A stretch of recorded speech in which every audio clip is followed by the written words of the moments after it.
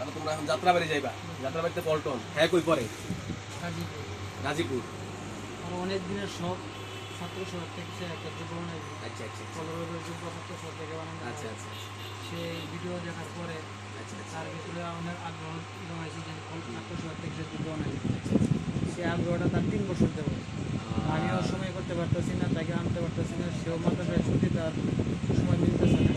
তো এইবার আসছে, আপনি যা বলছেন তাই, তার কিন্তু সেখানে তার কোনো নিজস্ব কোনো মতামত নাই। আচ্ছা আচ্ছা ছাত্র সভার পক্ষ থেকে যা দেওয়া হবে সেটা সে গ্রহণ করবে। ছাত্র সভাকে সে অন্তর্গ্রহণ করছে এবং আমি হুসাইন একটু দেখাও, এবং আমি হুসাইন কাসাই না দেখো, হ্যাঁ কাসাই না দেখো। 8 বছর যাবত আমি যুদ্ধ করি। এই 8 বছরের যুদ্ধর ভিতরে আমার যতগুলি যুদ্ধ, সমস্ত যুদ্ধ আমি ছাত্র সভা থেকে গ্রহণ করি। আমার ছাত্র সভার বাইরে কোনো যুদ্ধ আমার নেই। আপনি আসছেন কোথা থেকে? আমি আসছি শান্তিনগর পল্টন থেকে। আচ্ছা, আর আপনার বাতিজা কোথায় পড়ে? ভাতিজা গাজীপুর করেন।